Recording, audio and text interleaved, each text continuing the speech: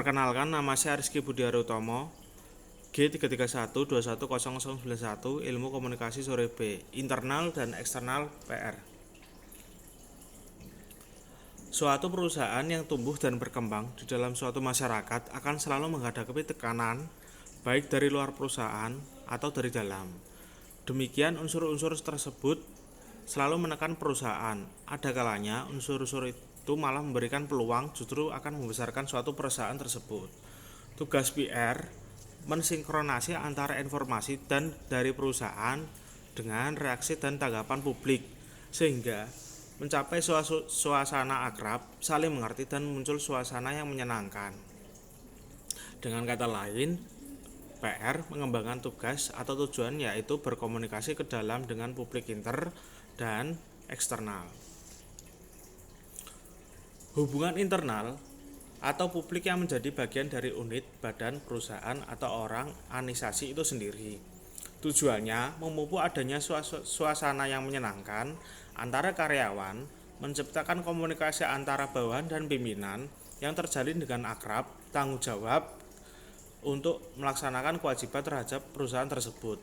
Fungsinya mengkomunikasi kebijakan direksi dan manajemen pada karyawan, menjelaskan sebuah kebijaksanaan direksi manajemen agar karyawan memahami dasar pengambilan keputusan, membangun jaringan komunikasi interaktif antar karyawan, manajemen, dan direksi, membantu proses restrukturisasi mulai dari sosialisasi kebijakan hingga pelatihan untuk mengurangi dampak buruk tersebut, dan juga membantu terciptanya budaya perusahaan yang sesuai dengan visi dan misi organisasi.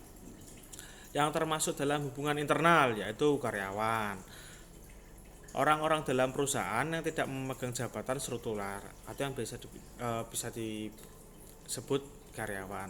Perusahaan menyadari bahwa anggota atau keluarga dari perusahaan akan selalu mendapat sorotan dari publik di luar sana karena sifat tingkah laku seorang karyawan dapat mempengaruhi nama baik instansi yang mereka bekerja. Contohnya kalau kita lagi bekerja di waskita, kalau kita melakukan hal yang buruk, itu akan mencemarkan nama baik instansi waskita tersendiri. Jadi karyawan itu harus bisa memegang nama baik suatu perusahaan. Pemegang saham merupakan faktor terpenting suatu organisasi kekayaan suatu perusahaan, yaitu fungsinya untuk membina hubungan baik dan mewujudkan perusahaannya. Hubungan eksternal yaitu publik umum masyarakat yang mengusahakan tumbuhnya sikap dan gambaran yang positif terhadap suatu lembaga. Tujuannya untuk memperoleh dukungan serta kesediaan publik untuk bekerja sama dengan suatu perusahaan kita. Fungsi hubungan eksternal yaitu mensosialisasi perusahaan kepada publik.